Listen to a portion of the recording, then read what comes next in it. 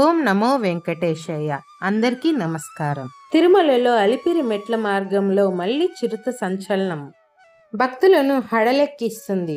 June 2వ తేదీ 2025 రాత్రి 1 గంట సమయంలో గాలిగోపురం వద్ద చిరుత కనిపించింది.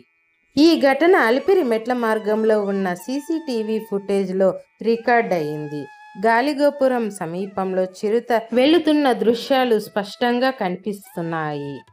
ఈ వార్త సోషల్ మీడియా వైరల్ కావడంతో భక్తుల ఆందోళన మొదలైంది. అలిపిరిలో ఉన్న శ్రీవారి మెట్ల మార్గం ద్వారా నడిచి వెళ్లే భక్తులకు హెచ్చరికలు జారీ అయ్యాయి. టీటీడీ మరియు అటవీ శాఖ కలిసి భద్రత పెంపు చర్యలు చేపట్టారు. తీసుకున్న ముఖ్యమైన చర్యలు ఇవి: భక్తులు గుంపులుగా ప్రయాణించాలి. ఒంటరిగా నడవడం నిషిద్ధం. చిన్నపిల్లలు మెట్ల మార్గంలోకి వెళ్లకుండా తల్లిదండ్రులకు గట్టి సూచనలు ఇచ్చారు. మొత్తం మార్గంలో 500 సీసీటీవీ కెమెరాలు అమర్చారు. చిరుతల వంటి అడవి జంతువుల కదలికలను గమనించేందుకు వీటి సహాయం నిఘా కొనసాగుతుంది. 7 మైలు రాయి వద్ద పోలీసులు బందోబస్తును ఏర్పాటు చేశారు. 7వ మైలు మరియు లక్ష్మీ నరసింహస్వామి ఆలయం వద్ద నిఘా పెట్టారు.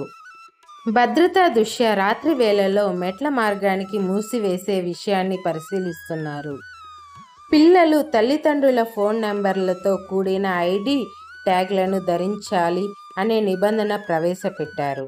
గతంలో అంటే 2023 ఆగస్టులో చిరుత దాడితో 6 ఏళ్ల చిన్నారి మృతి చెందిన దురదృష్టకర ఘటన గుర్తుకు వస్తుంది. ఆ తరువాత నుండి టీటీడీ మరింత జాగ్రత్తలు తీసుకుంటూ వస్తుంది. ఎప్పుడైనా భక్తులు వెళ్ళాలి అనుకుంటే గుంపులుగా మాత్రమే నడవండి. రాత్రి వేళల్లో నడక మానుకోండి. చిన్నారులకు గుర్తింపు ట్యాగ్లు ధరింప చేయండి. చిరుత కనిపించినట్టయితే వెంటనే అధికారులకు సమాచారం ఇవ్వండి. ఈ విషయం మీకు ఉపయోగపడిందా?